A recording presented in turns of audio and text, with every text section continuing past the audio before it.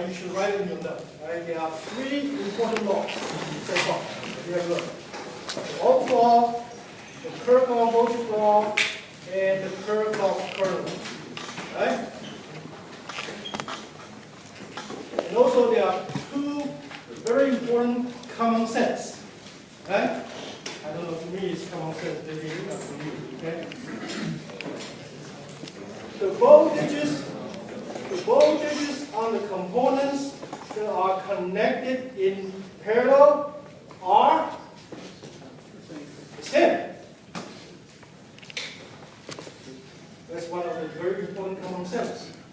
Okay, the second common sense, the currents on the components that are connected in series are the same. So if you understand these three laws, plus the two common sense, there's nothing difficult about the material. Okay, so let me be more specific, okay, do a few simple examples. Okay, let's say you have this.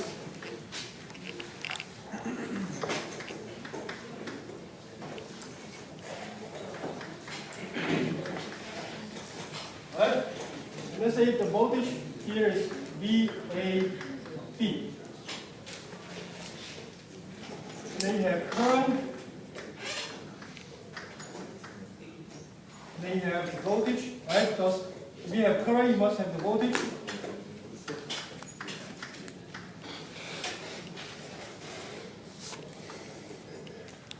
Right. So one of the common sense I gave you was what? I1 must be equal to I2, right? Because these are in series. Okay. And V1 must be equal to I1 times R1.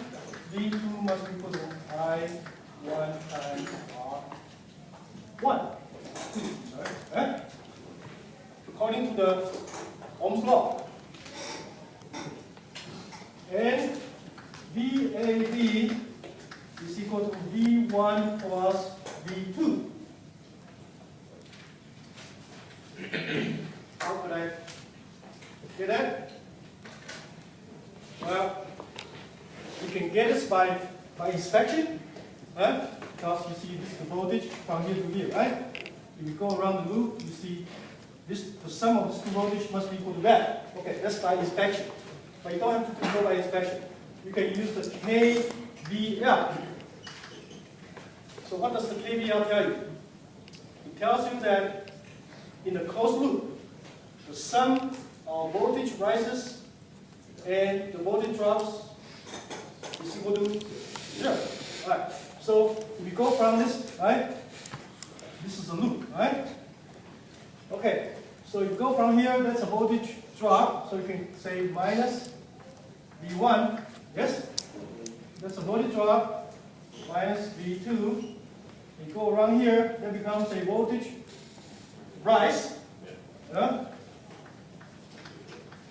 And that must be equal to 0. So therefore, this equation is the same as the equation I gave you. Right? Okay. What about this? If I have a current source like this, let's say this is 1 milliamp, this is 5 ohm. Then what is the current? What is the current going through the 5 ohm? Let's call this I current, right? If you have something like this, then the current going through here must be the same as that, right? Right. So I prime must be the same as 1 milliamp. Okay? Now, let's say this is A, this is B, right? So, and that voltage is VAB. Now, if I ask you to find the voltage VAB, then that's not possible. Why?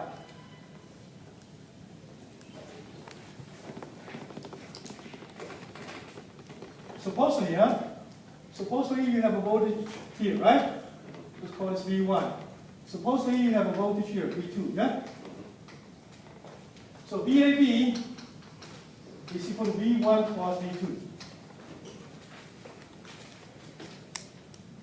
And V1 is equal to 1 milliamp times 5 ohm, correct? Ohm's law. Unfortunately, we do not know what is V2 because you cannot know the voltage on a current. So this problem cannot be solved, right? So this is an unknown. You cannot find. All right.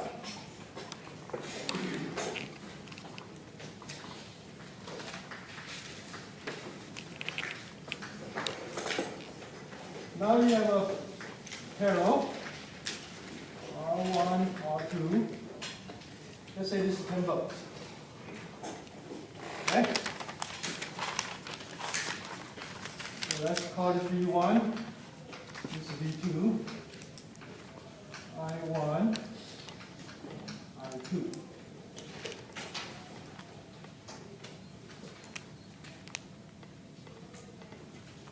V1 must be equal to V2 must be equal to 10 volts, correct? Because I told you one of the common sense is that the voltages on the components that are connected in parallel must be identical, right? So this is 10 volt, right? So that's also 10 volt. This is also 10 volt. It's 7. If you call this current I, then I is equal to I1 plus I2. Again, you can get this by inspection, right? Because this is a current coming in, then you have two current coming out. Or you can use the KCL, right? KCL for this node. The sum of current entering the node and current leaving the node must be equal to 0. Yeah? So you have the current entering the node, let's call this plus I. You have current leaving the node, use a minus sign, minus I1, minus I2 must be equal to 0. Right? And that is the same as that. Yes?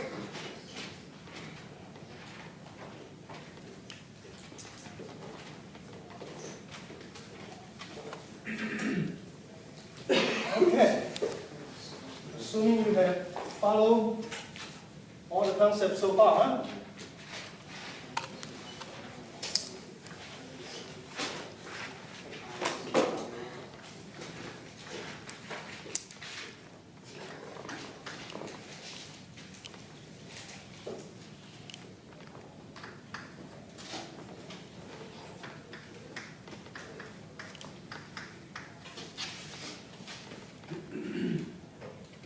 Okay, so we have I1, I2, I3, we call this V1, right?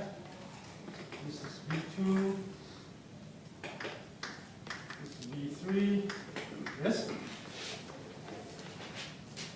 And also I'm going to call this between here and here, B between A and B, yeah?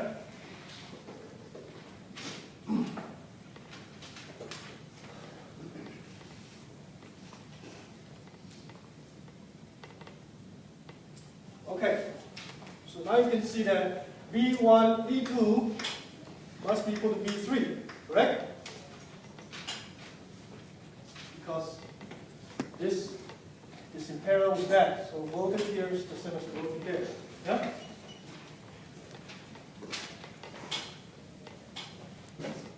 And VAB,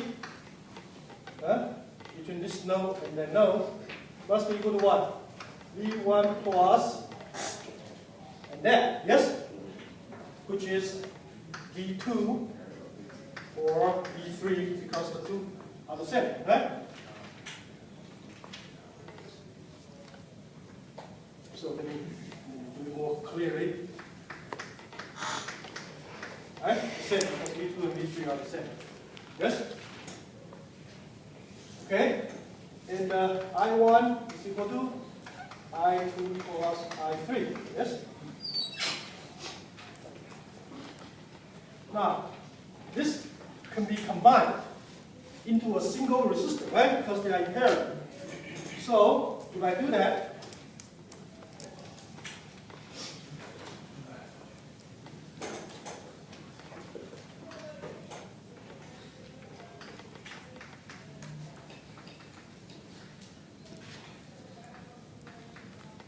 so this is R1, right? Now I have combined the two, so this 2 becomes R2 in parallel with R3. And you use the formula is equal to what? 1 over R2 plus 1 over R3, right? That's the formula for finding the values of two resistors in parallel. Right?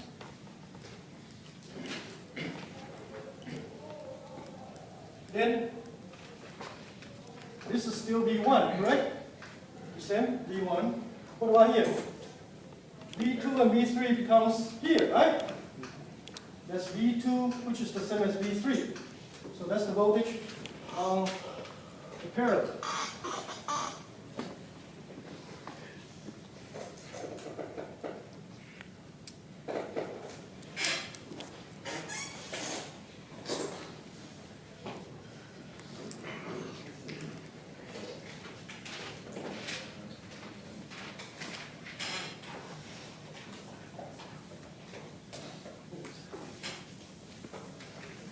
All right, and do one more. Let's say now you have something like this.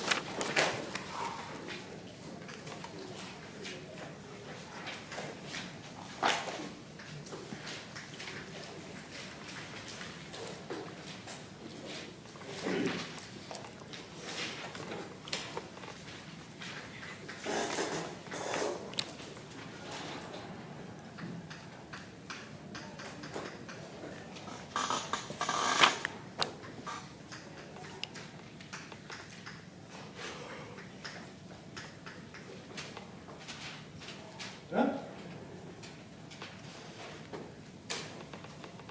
So let's say you want to find VAB.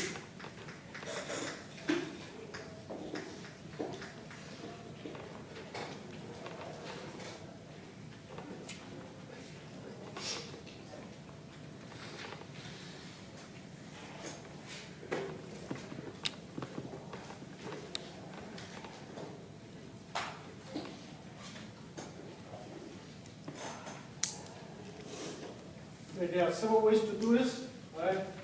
The first way is that you could use this node, huh? This is a node, right? Right? And you can use the KCL. Okay, so you use KCL, right? KCL. We have current entering, so let's say this plus A milliamp. Yes? And I'm going to assume a current, say I, on the 5 ohm. That's leaving the node. Why is it leaving the node? How do I know it's this direction? Because I have the voltage, I have assumed this is positive, this is negative, right? So the voltage here, the voltage between here and here must be what? The same as that, parallel, VAB, correct? So if we have a positive polarity on the top, then according to the Ohm's law, the current must be going from the top to the bottom. Huh? Okay, so minus I, yes? Because it's leaving. And then minus 4 milliamp is equal to 0. Now what about here? This is an open node. When you have an open node, there's no current. Yeah? It's open, it's not attached to anything.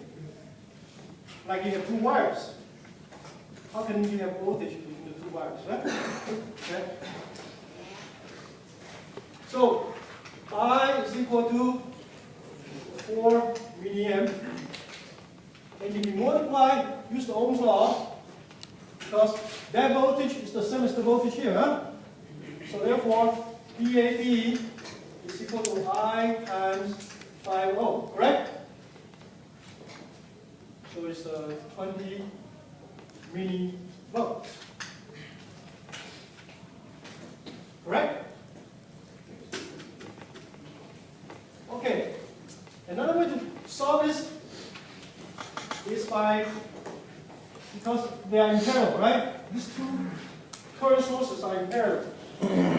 So you can combine it into a single current source, right? So you can combine them. It becomes, this is 8, this is 4, right? So therefore it becomes a single one. 4 milliamp, and this is 5 ohm. Got it?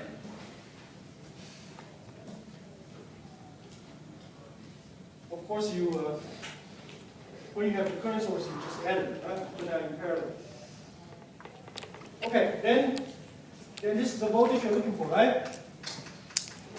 Which is the same as the voltage across here, correct? So 4 milliamp times 5 give you the same voltage, 20 millivolts. Yes? Can you see that? So that current, right? This current is 4 milliamp.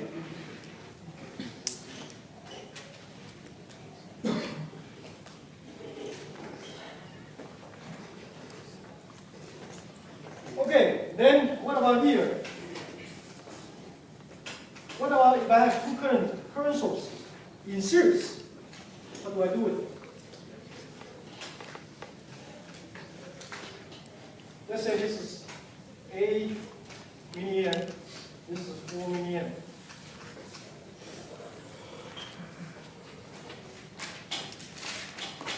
As I told you, if you have two current sources in parallel, you can just add it, right? But if you have two current sources in series, what do you do?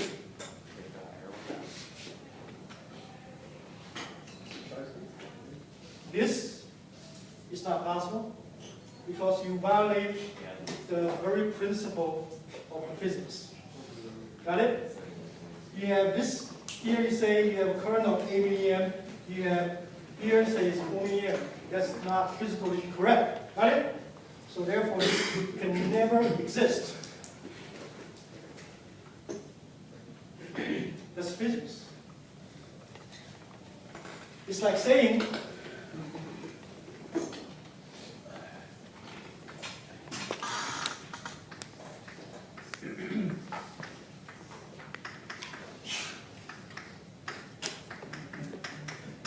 okay, it's like this. That also is not physically correct. You cannot have parallel with two different voltages. Got it? So that is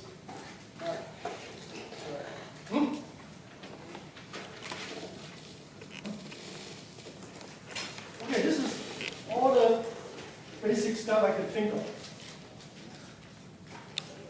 Anything you want me to talk about?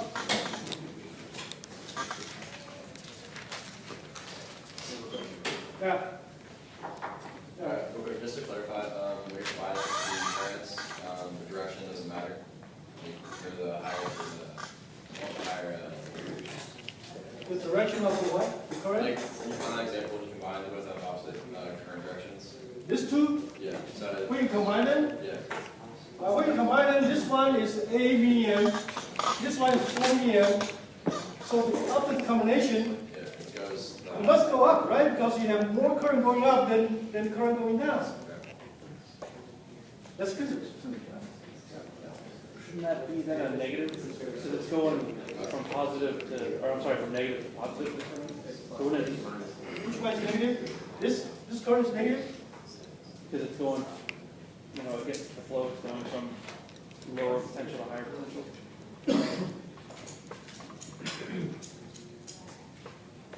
It's +8 minus 4. No. All I'm saying about is is you have two current sources, okay? You want to combine it, okay? There's nothing to do with the voltage, right? If you have, let's say you have water going this way, you have another water going down this way. When you combine the two, right, then it must, if they are in the same direction, then you add it, right? They are in the opposite direction, you subtract it. What's the convention for the sign though? If it's going from negative to positive? The sign of that is given. The sign of the current source, the direction, is given. Every time you see a current source, there's an arrow that is given. Okay? So you do not say, okay, which way the current flow. Well, he's asking if it's positive or negative. Huh? He's asking if it's positive or negative because it's going from B, which is a negative, to A, which is positive. You cannot, as I said earlier, you cannot know the voltage on your current source. That's not what I'm Okay, asking. so it is irrelevant. It's irrelevant. Yeah, he's using I think- irrelevant. Okay, what he was asking was the 8, the mini 8. How do you know if it's positive or negative? In the KCL. In I KCL. know. For KCL. In the one right there. Yeah? Yeah. How do you know 8, mini 8 is positive? That's what he's trying to ask. For KCL, Well- do you add it or subtract Look, it? okay, now if you have current sources, all the numbers are positive. It's like a resistor. You never have negative resistors, Okay, right? what if it, so, but it could be either 4 minus 8 or 8 minus 4. See what I'm saying? So how do you know? Okay, The big one might. so we have a current this way, right? That's A milliamp. The direction is given, by the way, right? You have another current here that's 4 milliamp, right? Again, all the values are positive. We never have negative values. Okay, unless you can use the negative value if you change the direction of the current. Okay? But if I add these two together, then you should know that the net current should be going this way with a magnitude of 4 milliamp. Yes? Yeah? So if the directions were switched, like if the 8 milliamp was, If you have that, right? Then it will be just this way and 12 milliamp. yeah, but what if the 8 was going Yeah, down? it's going this way, 8 milliamp, 4 milliamp, right? Then it will be this 12 milliamp.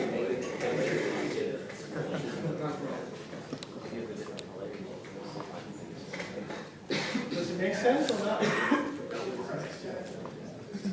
See how in KCL you did 8 milliamps minus I minus 4. He wants to know how do you know which one to add and subtract. Oh, that's because you have current entering or leaving the node, right? Right. So the sign Yes. is consistent with the entering or leaving. So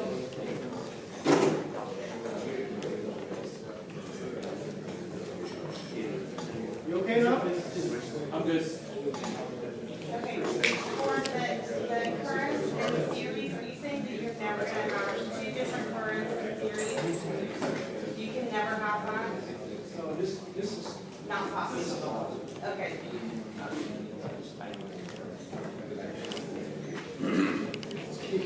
right.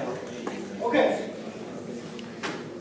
So now we're going to start on chapter 3, and there are two important methods. Very, very. Okay. And the first one.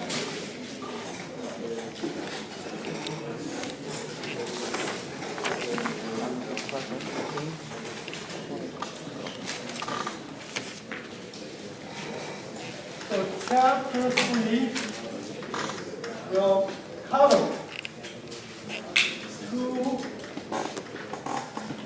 important circuit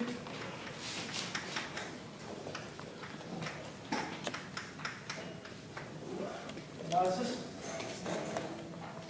The first one is called the nodal analysis. The second one is called the loop, or sometimes called the mesh. Doesn't matter, okay? Analysis.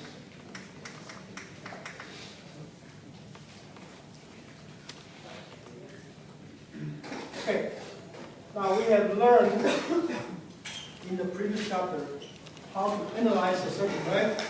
It's a bunch of resistors, current source, and voltage source. Huh? So why do we need to learn these two new methods? Well, the approach we have learned up to this point can be used for analyzing some relatively simple circuits. When you have a relatively complex circuit, then those methods will be too difficult to use. So therefore, we have to introduce two new methods that could be used to solve the circuit in a more systematic way, right? And I can tell you right now that on your first exam, you will see two problems. One will be the nodal analysis, the second one will be the loop analysis. Okay?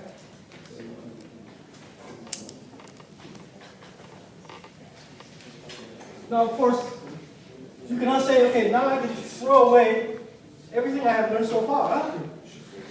Because in order to understand these two methods, you need the background that we have learned in chapter 2. Huh?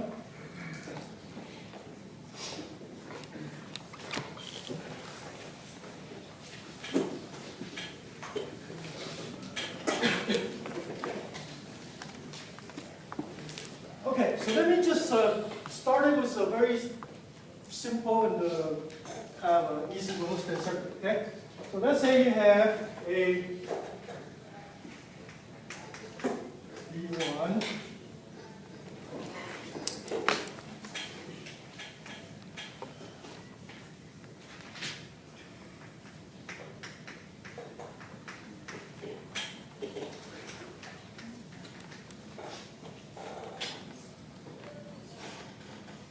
and let's say you want to find, I don't know what you want to find. Let's say you want to find the current here, okay? All right? So you want to find I.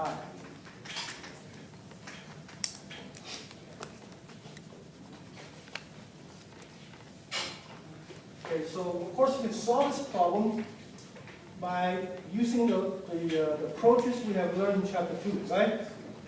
So how do you solve it? You combine it, right, in series, and then in two in parallel, right? And you can find the current here, correct? Because you get after you have done the combination, you get a single resistor. Huh? Once you have the single resistor, you can find the current here. And after you have found the current, you can use what? You can use the current divided rule, right, to find the current here. Yes? Okay, but now we're going to use the nodal analysis. Okay, so we're going to use the nodal analysis. Okay, the nodal analysis is a method that is based entirely on the KVL. Okay, based on the Kirchhoff. Not KVL, KCL, based on Kirchhoff current law.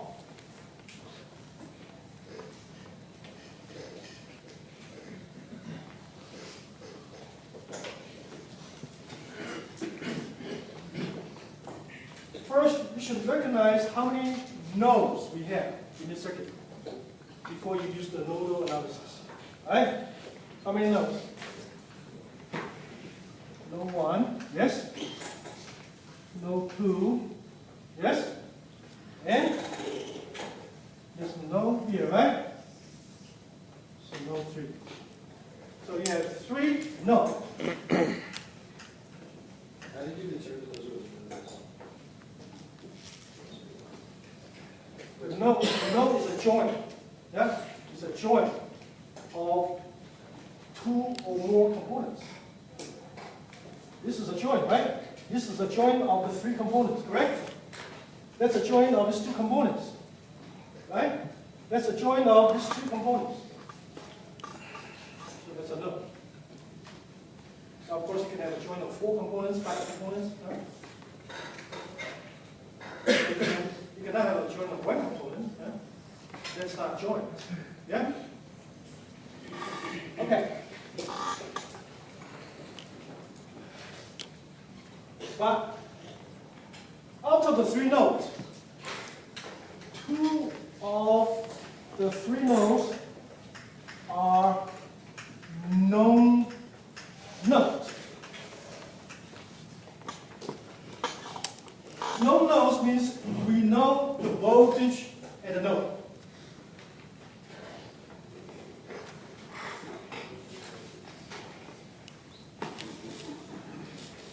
Okay? So let's call this, I don't know whether I'm going to call this. What is the node voltage on node 1?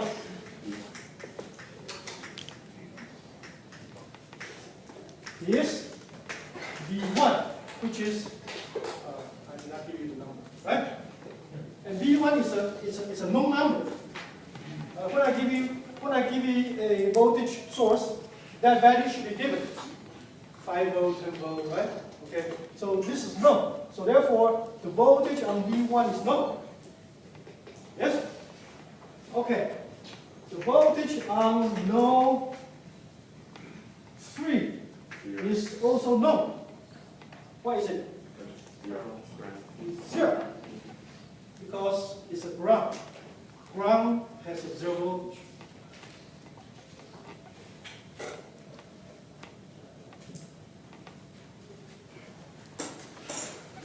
Okay, so therefore, the unknown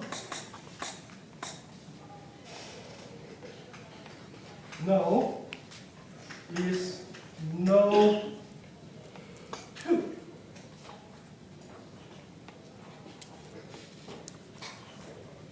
And based on the nodal analysis, you would have to put down the equations for all the unknown nodes using the KCL.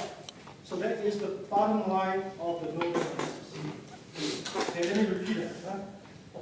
The bottom line of the nodal analysis is to write down equations for all the unknown, okay, unknown nodes based on KCL. Yeah?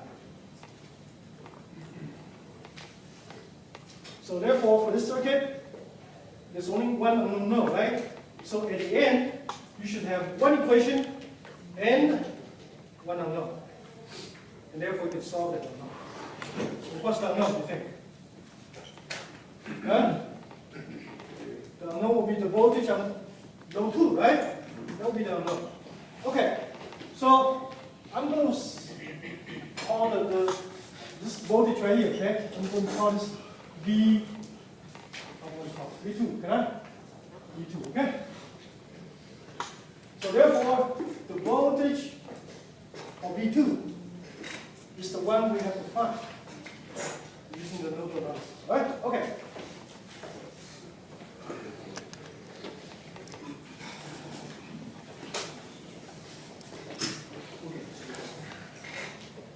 So, now we're going to do the KCL, right?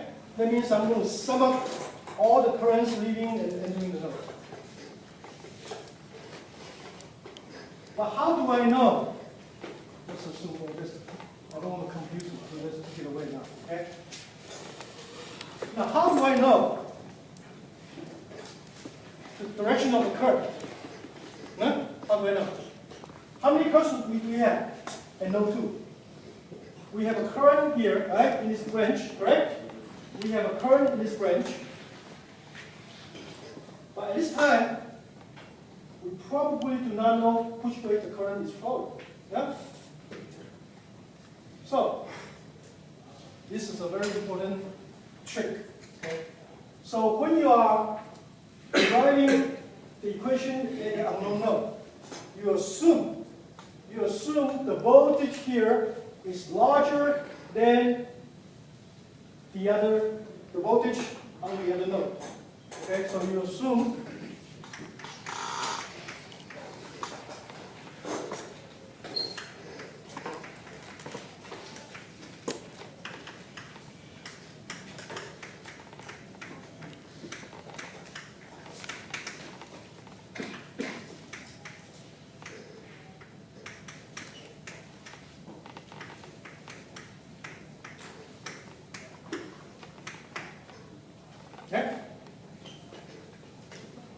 Larger voltage drop, you said? Larger than, than the voltage.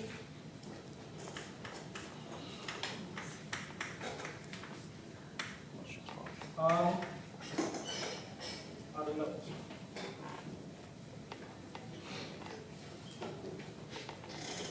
If you do that, then all the currents at that unknown node will be leaving the node. So because of this assumption,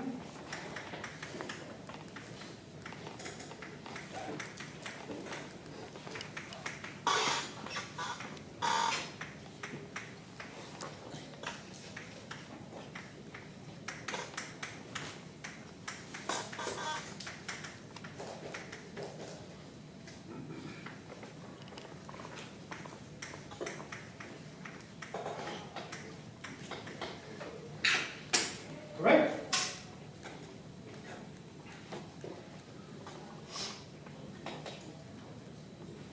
So let me go to the circuit and try to explain this concept.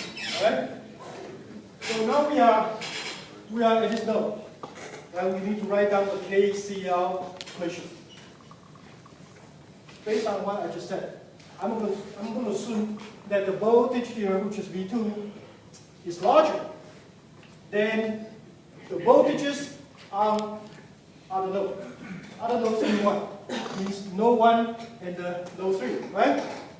So if this voltage is larger than that, then the current must be what? Must be leading. Because the current flow from the higher voltage to the lower voltage.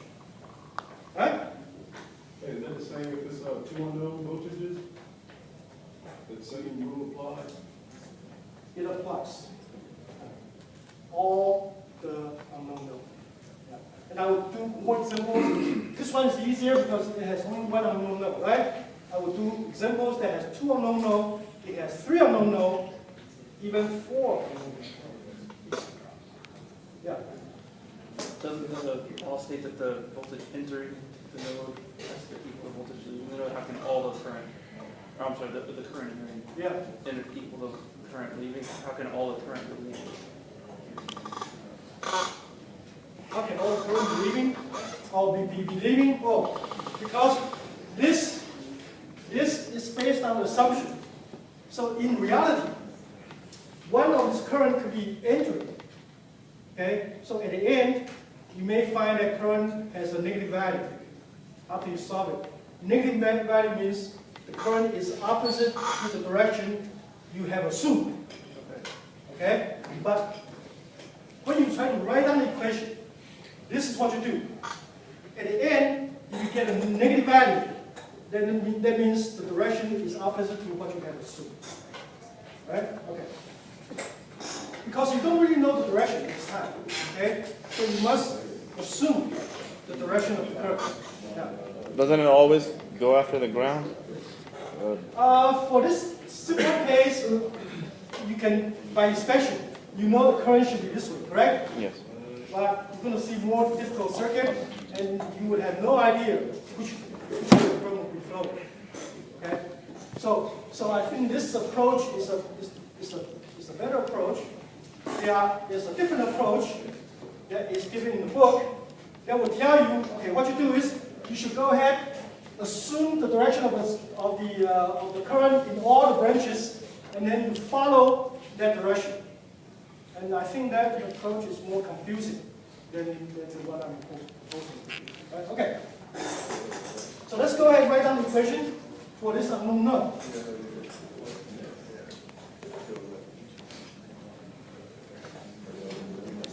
Okay, so again, there are 2 currents, right? There are 2 currents in this node. Okay, so there's a current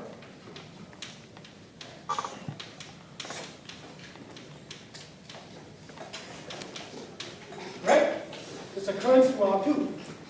Okay, then what is that current?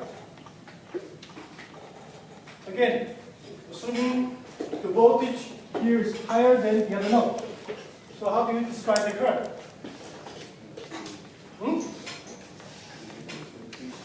V2 minus V1 over R2, correct?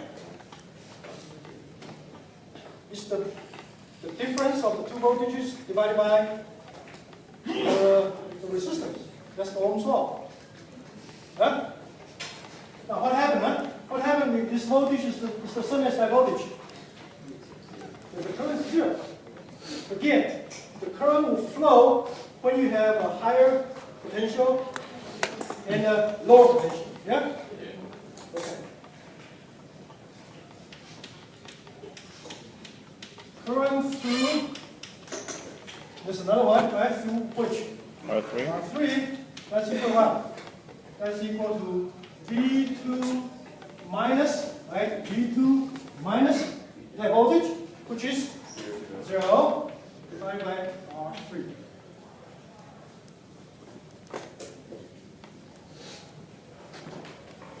Okay, then that's all you have.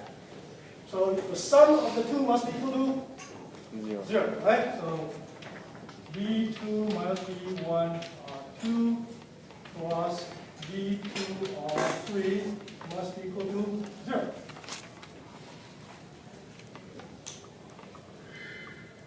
How many unknowns do you have in this equation? 2, right? So one equation and one unknown. Huh? Okay, let me do example. We have some values.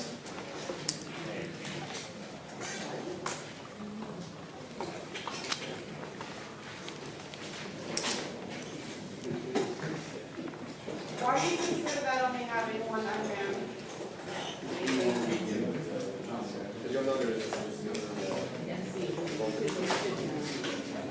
Huh? I never mind.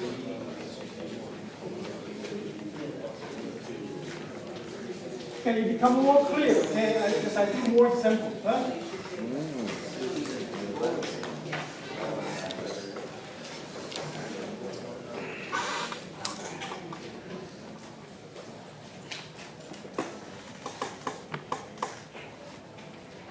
Maybe I don't have time to do this example, okay? So let's forget about it. But I like to go back to the previous one, and I want to make it a little more complicated, so you truly understand the concept before next time we work on some example, okay?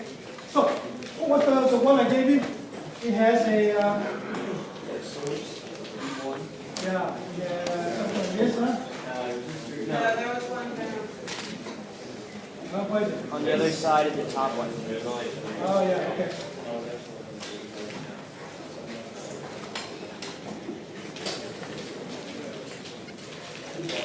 Okay, and then I put this as a ground, yes? Yes. Okay, now, I'm going to add a resistor here.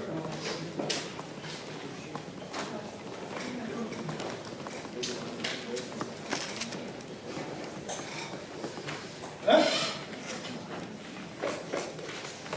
So now,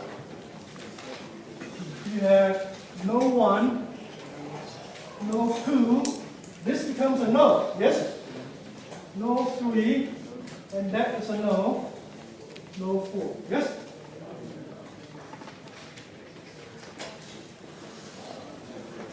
And these two are no.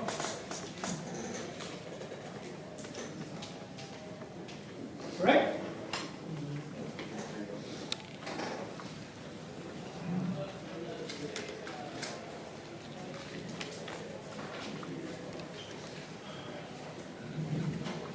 Why is this no? Why is this no?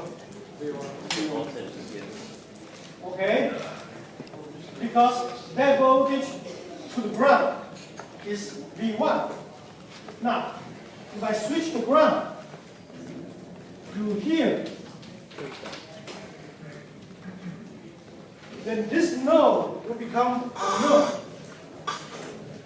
Right? Why? Because this node is not ground, right? This node also becomes unknown. Why? Because this voltage to the ground is not known. You understand the concept?